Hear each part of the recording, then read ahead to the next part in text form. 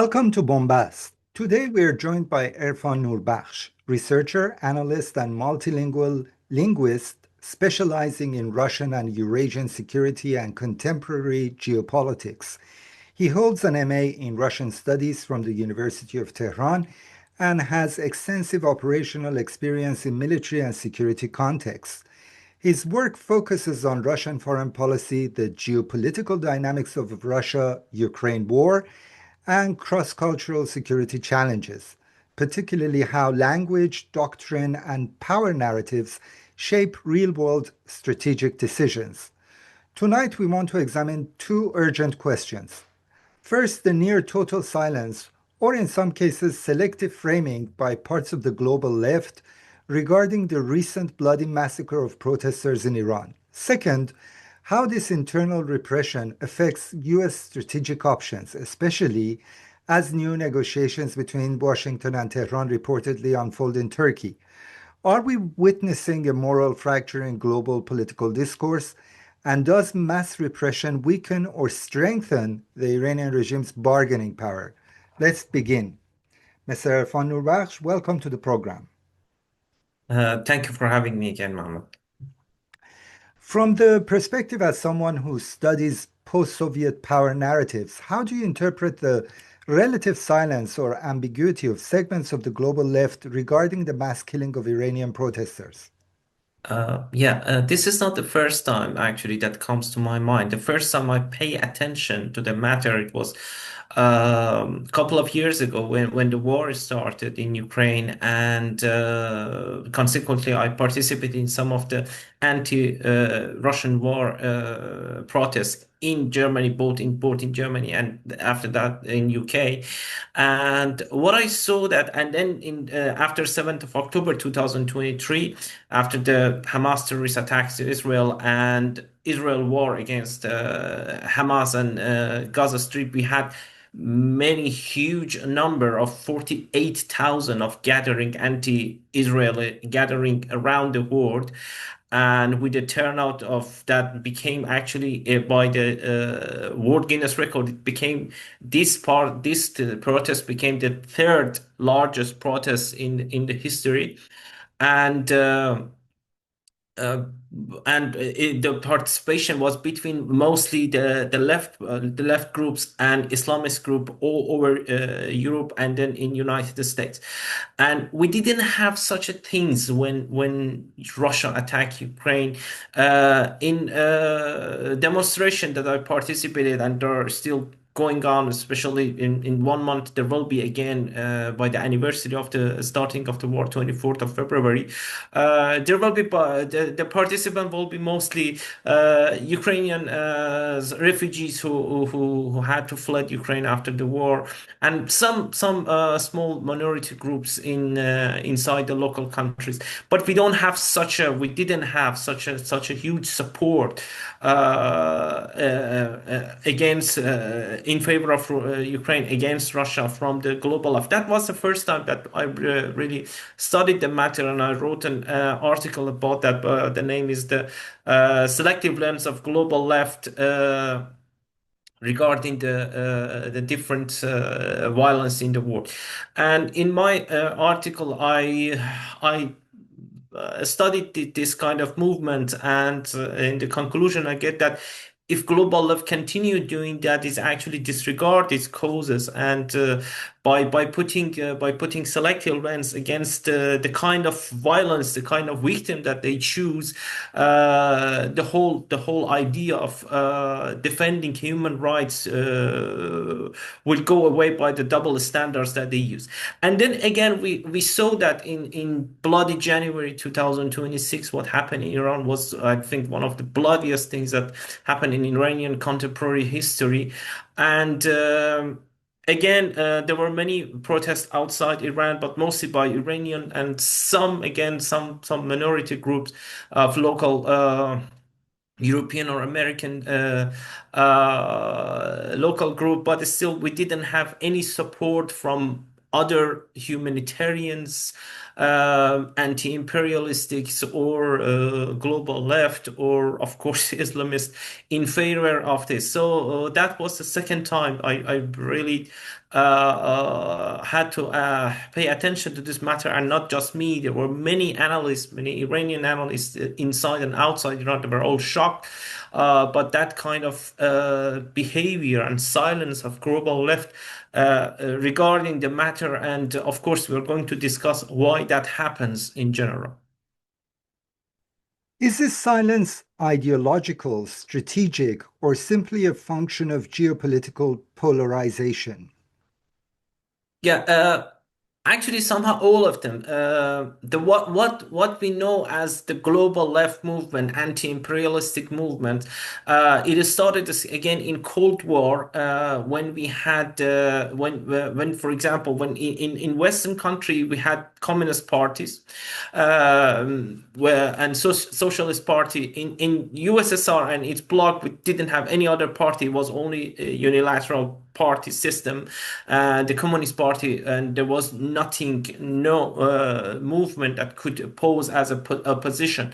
And so the global left and USSR, China, they just use this freedom that they have in the Western countries, and there were always anything that happens in the Cold War against USSR, against the countries in the Eastern Bloc, and even in 80s and 70s and 80s when we had the anti nuclear weapon demonstration all around Europe, and we had that actually that was the putting the nuclear weapons inside Europe by the NATO. It was actually an answer to the challenge from the USSR, but nobody actually mentioned that if using nuclear weapons or putting them in the European soil, is if it's prohibited, it should be prohibited all over the European continent, not just the Western countries. And after the Cold War, again the same narrative that we have, that the imperialist is only goes through the Western countries. It's attributed to the Western countries, and the countries who oppose the Western countries, even if they do it by words, they are all the allies of the anti-imperialistic movement. The countries like, of course, the traditional Eastern Bloc, like now Russian Federation, China, Iran, and Venezuela. They all these countries have here pretty black actually records of the human right violation, and the latest we saw in the bloody January of Iran.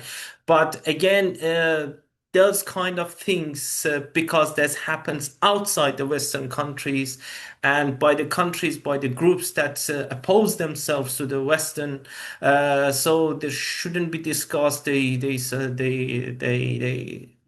somehow being counted as an ally to this whole movement. So that's why the even in UK, I heard that, for example, so what we can do about this, what happened in Bloody January, from some of the Green movement, that we can offer our condolences, but that's it. Because if we go further, that means that we are actually advocating regime change, because now it's US is going to help, and what is happening in the region. And we are not going to do that.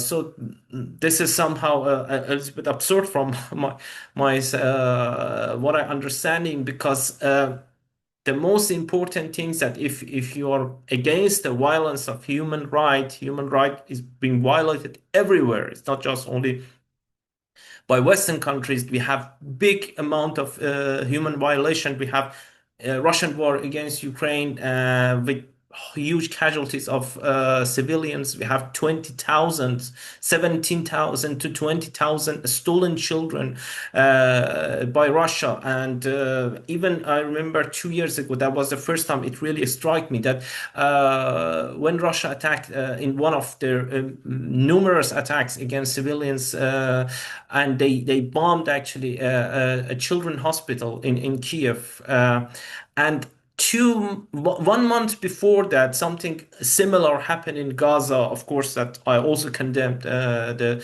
civilians in Gaza were brutally murdered by IDF. But but if we condemn idea of that, we have to also condemn the Russian army that did the same thing in Ukraine, but there was complete silence. So this is somehow all three things that you actually mentioned somehow combine to going to such a measure against this kind of human right violation that happening outside the Western countries or their allies. We often hear anti-imperialism invoked as a moral framework. Has anti-imperialism in some circles become detached from universal human rights? Because it did actually. Just let me give an example. First of all, when we talk about imperialism, what do we mean? What is it imperialism? Of course, it means that a superpower who try to spread his sphere of influence in the inside and outside its borders. So it doesn't matter. For example, even in the Cold War, we had this idea of so for the global leftists, the imperialists is the countries who actually going beyond the seas. That means that was what called as a salt water content. That means that if a country does that inside the land, it doesn't regard it as it's not regarded as imperialism. So if you want to put which countries of imperialists, of course, is bold, the country should be a superpower. First of all, we can't talk about a failed state. We can't talk about this even a small hegemony or regional hegemony as an imperialist. Imperialist, it should be a superpower. With how many superpowers we have right now in the world? So of course, United States, China, Russian Federation. These are the superpowers we're talking about. We can't talk about EU as a superpower. EU is not a united actually body that try to spread influence all over the world, at least militarily. So if we put ourselves on this under this umbrella of anti-imperialism, that means that anything happens by these countries outside their border or any human right violation that happens inside their countries. So we have, for example, in China, we have the repression of Uyghurs, Muslims. That has been going on for years already, all over even before starting war in Ukraine. We had two Chechen wars in Russian Federation, both in 19th and then at the beginning of the 21st century, with huge casualties around for the civilians inside Russian Federations. And of course, we have wars of United States in Iraq, in Afghanistan, and other places, and then occupation of Palestinian lands by the Israel. Of course, Israel is not a superpower, but the policy of occupying and policy of repressing the local people is branded as imperialist somehow. So if if we call ourselves an anti-imperialist, so we shouldn't be silenced about what's happening. First of all, with this superpower. Second, with other countries that they showing that they don't care about human rights. So right now is obviously the latest massacre in Iran. Do you think there's a structural problem within the global left when regimes frame themselves as anti-Western or resistant governments? Yeah, there is this old saying that the enemy of my enemy is my friend. So when we talk about the words about this, this criticism is not only about later on we're talking about it's not only about how the left sees the world. Unfortunately, right now, one of the reasons that they are hesitate to support Iran is because inside also Iranian opposition, we also have this simplification of world order. That means all is black and white. So if that means that if I'm against US, I should be in favor of Iran or I should be in favor of Russia, and most horrible things. So whenever we put whenever we simplify the word matters as black and white, that the problem starts. Never happened in the human history that everything was black and white. There are many gray things right now. Again, I always tell, for example, to my Ukrainian friends, Russia and Israel do the same things. They both occupy, they both kill civilians, they both throw out the local people, they both claim the lands that they don't belong to them. So if you rightfully condemn Russian aggression against Ukrainian population, you should do that against, you should do that for Israel too. Unfortunately, they don't do that. So that's what I'm was coming to. The problem that global left has somehow, if we say something like global right exists, that it doesn't actually. So and in the other front, unfortunately, we have the same things. Also, the simplification, these things that, for example, if that means that if you are opposed to Iran, that means we should be in favor of Israel. In Russian war against Ukraine, Israel did not condemn Russia even one time. You cannot find even one quote from Benjamin Netanyahu that actually condemning Vladimir Putin. They are both allies, they are both friends. They both actually support each other. They admire the way that the both countries do because they are much alike. Right now, I can't say there are so much differences between Putin, Netanyahu, or Trump. They are all of them do the same things. So instead of putting the world order, seeing the world with the black and white lens, and trying to justify this kind of behavior, but the old saying that enemy of my enemy is my friend, that's the problem. Not always enemy of my enemy is my friend. There have been many times in history that happened other sides, even that happened with regarding Iran and the Western and then Eastern powers happened that. So if we continue doing that, we will have the same silence toward other movement in the future too. Do you think there's a possibility that the legacy of the Iraq War and the Libyan intervention still distort how progressive movements react to internal repression in non-Western states? Yes, of course, Saddam Hussein and Muammar Gaddafi regimes were horrible dictators. They were just they didn't care about their population. They should have been removed anyway. I'm not saying but by which power inside outside, but it was not their place to stay. But what happened later, both of them in Iraq and Libya, the type of intervention. First of all, what happened in Libya? Because we always forget that we didn't have such a things as Libya 100 years ago. It was not a country; it was just a territory in a continent that was colonized by European colonizer. So, if in order to have clear boundaries between their colonized regions, so European colonizer like France, England, and Italy in this matter for Libya, they created this land. So.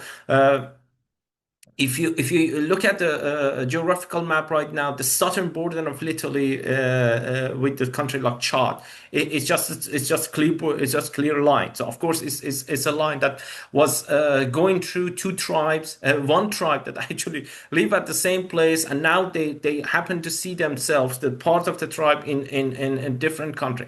So what happens in Libya? Libya was after intervention. It went to the abyss of the civil war because Muammar Gaddafi was actually holding this identity by force. All after his fall, all the tribe just find another identity. They came back to original identity that was a criminal identity. So they started to fight each other. Iraq was the same. Iraq, we didn't have Iraq, we had Mesopotamia, we had lands that once part was part of Ottoman Empire, was part of Iran or Persia in that moment, and then just two diplomats, British and French, Sykes and Picot, they just drew this map, created these places like Syria, like Iraq, in order to just carve out the Ottoman Empire's territory after the war. So that's why uh, they just created something that brought in three Sunnis, Shias, Muslim, and the Kurds together and created a completely new country. That's why after Saddam Hussein was fall, of course, the country didn't stay as the same united as what we know. So. These are the things that actually global left try not to see or forget to see or ignore. So, of course, we do not appreciate, we do not support that one country can just go and invade another country even without the UN mandate, like what happened in 2003 in Iraq. But we forgot to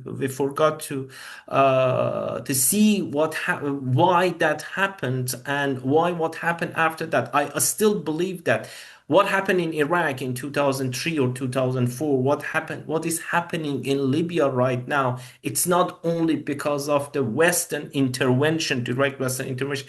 It was mostly of the reaction of the people who were living in those lands. Just imagine the situation. I had another article I discussed about that. Is it, for example, the possible intervention of U.S. In favor of Iranian protests? Of course, I wrote it 1 month ago when the protests started and Trump claimed that the help is coming.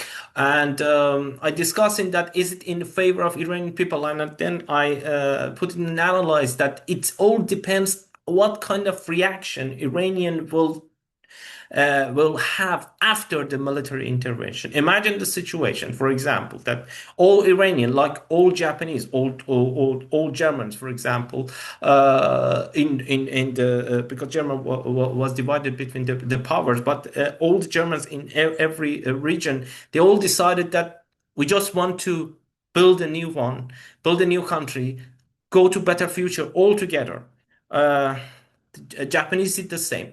When that happens, somehow in another century that happened both in Iraq and Afghanistan, the people who were living in Afghanistan, the people who were living in Iraq, they didn't appreciate it, didn't as a new chapter in their life.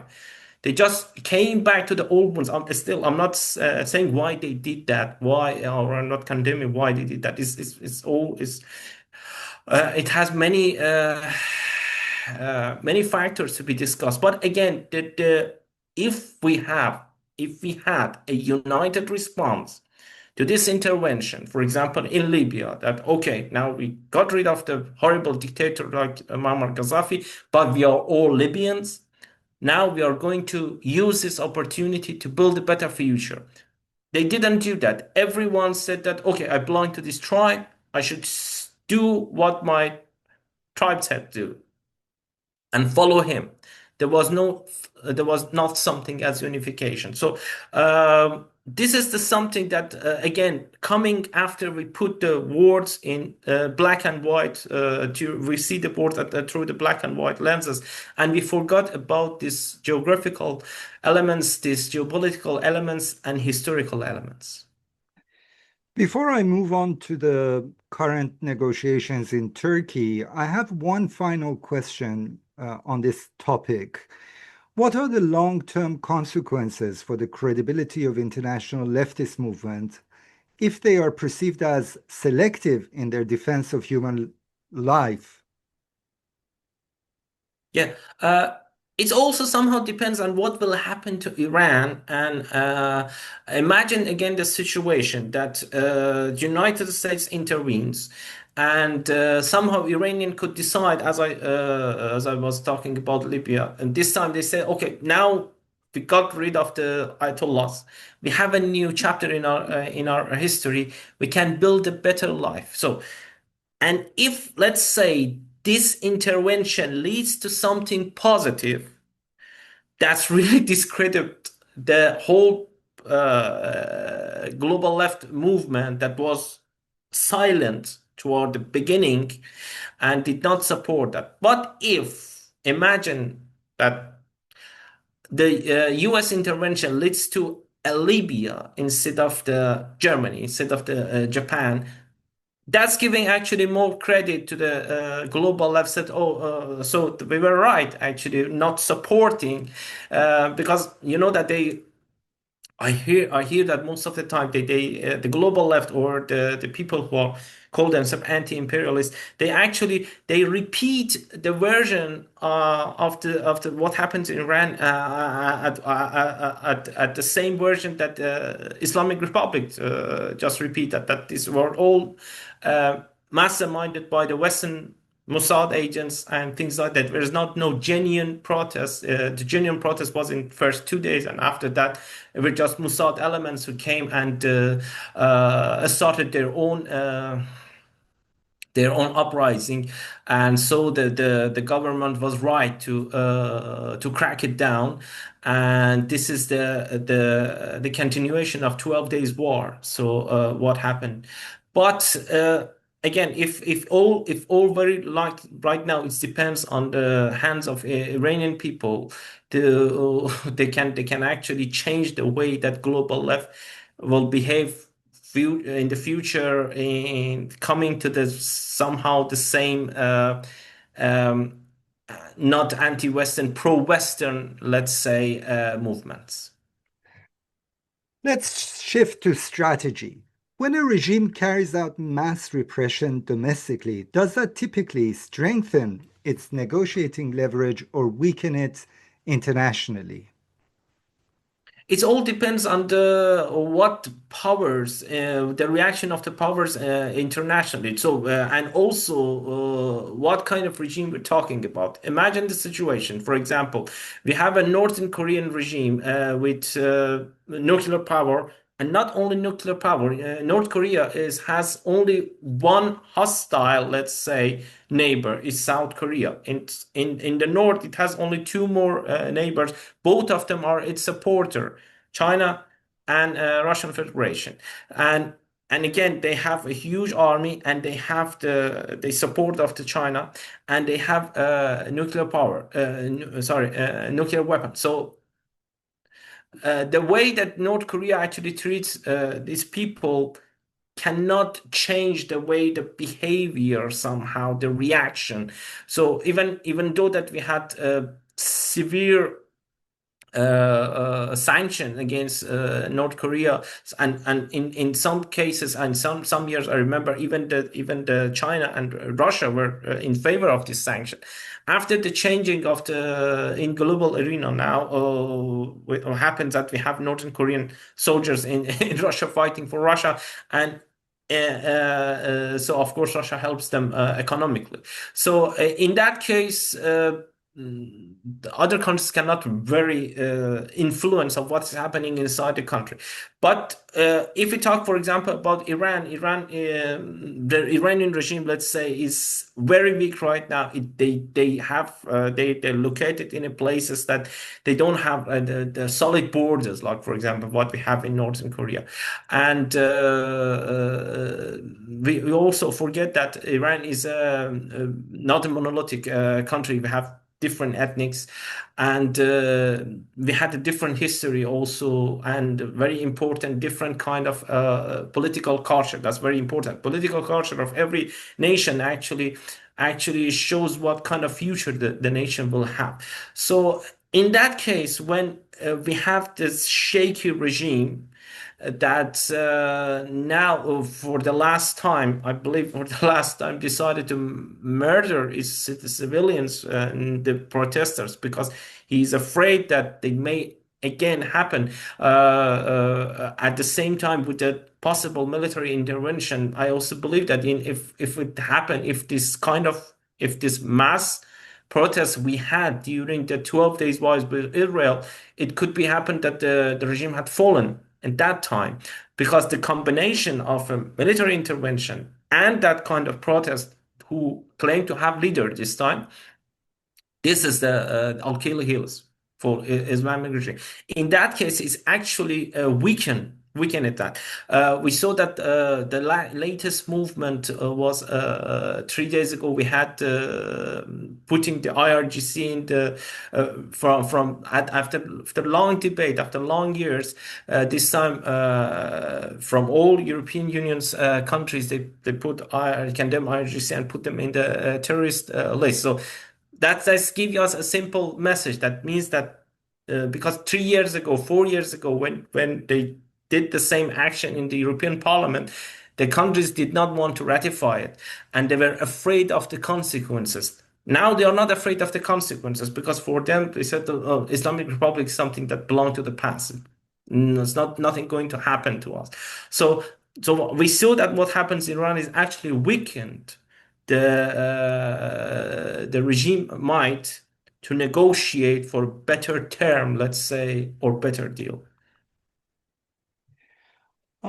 I can see that from a domestic point of view, but from the Western point of view, from Washington's point of view, could the massacre be interpreted as the regime signaling we're stable and in control, negotiate with us, or does it signal fragility, that the regime feels existentially threatened?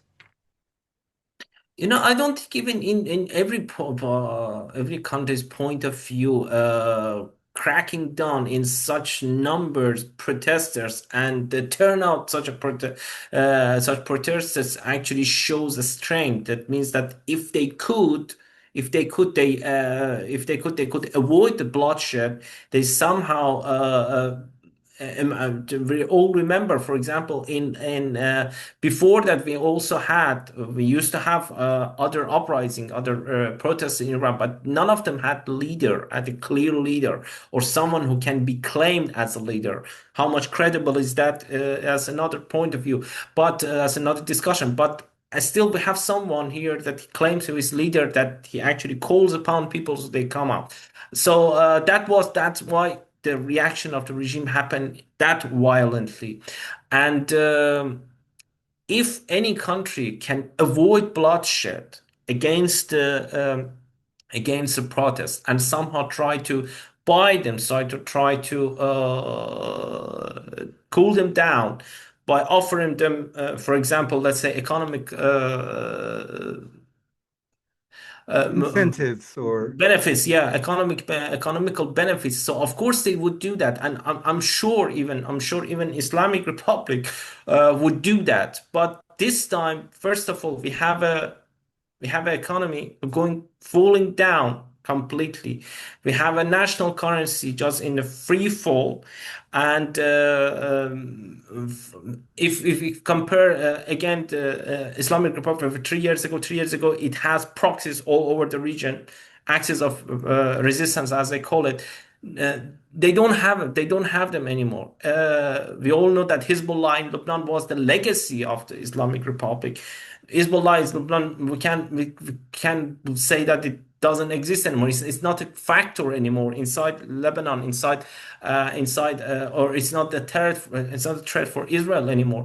So of course, the last resort that they have, violence is a result of the incompetence. We don't never forget that. Yes. So this time, if they felt that this is the, as they protested, they called it, this is the last battle. Pahlavi will come back.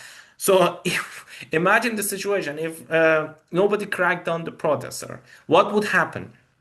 I'm sure after the first 2 nights, after the successful turnout, what would happen? The next move probably from Reza Pahlavi was to calling upon the occupation of the governmental building or national television.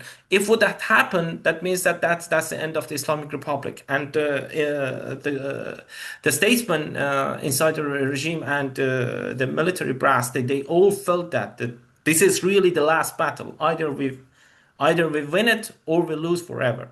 That's why that reaction happened. could this make the regime more inclined to compromise in negotiations? I mean, under internal pressure, historically, regimes which are faced with domestic unrest would be willing to compromise more in negotiations. Do you think that's something which is happening right now in Turkey? Somehow, because from what we see in the open sources from communiques, the same things that Mr. Arakci says right now, Iranian foreign secretary, and 3 months ago was the same thing. But I'm sure behind the closed door there is something happening because also at the same time that we have him in Ankara, we also had an Iranian delegation in Moscow that today it happened to be Ali Larijani that is the envoy, the secret envoy of the Islamic leader.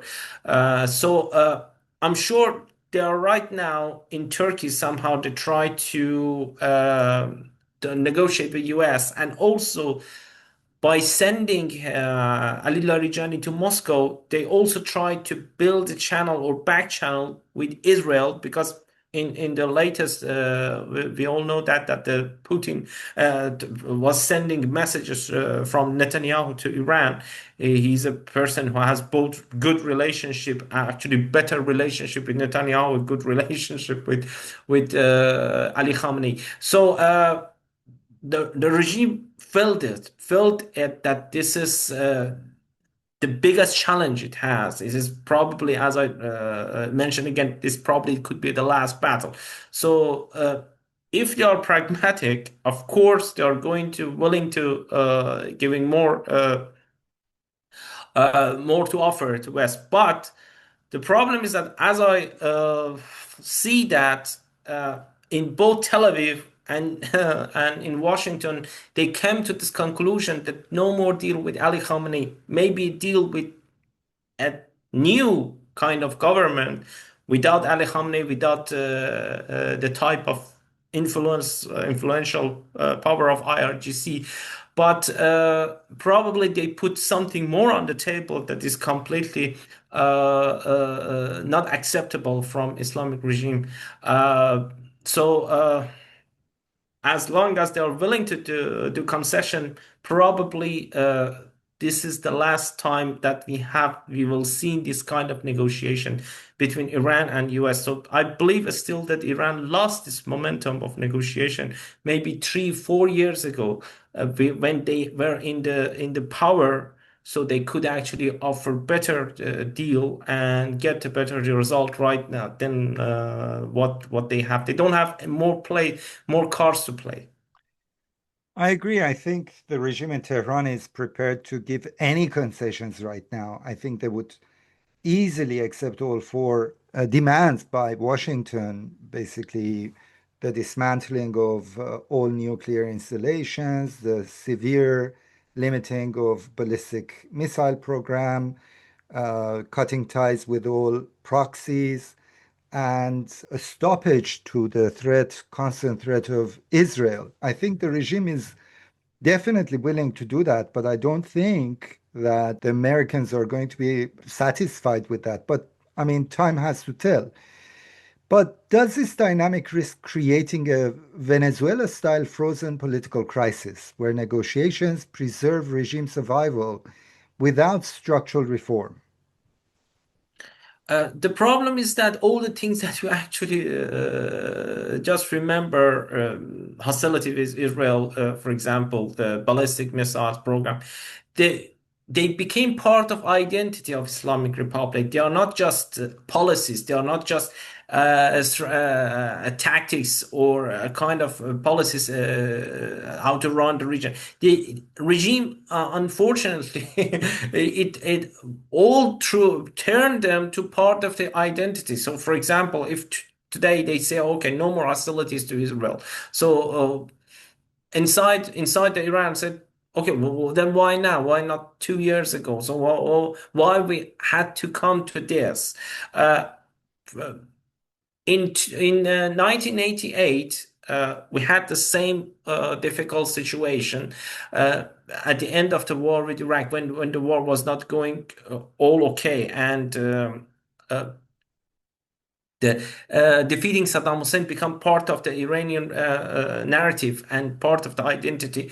Ayatollah Khomeini said, I drink the chalice of the poison." So that's it. And he could go over it. And also, we don't forget that in that moment, actually, Iraqi side and also Western power, they also wanted to stop. So it's okay for them. They accepted that. If, for example, if imagine the situation that Reagan administration said, no, we're going to the end, and the Tehran regime should fall. If that happened, even that drinking the chalice of poison wouldn't save Iran and Khomeini.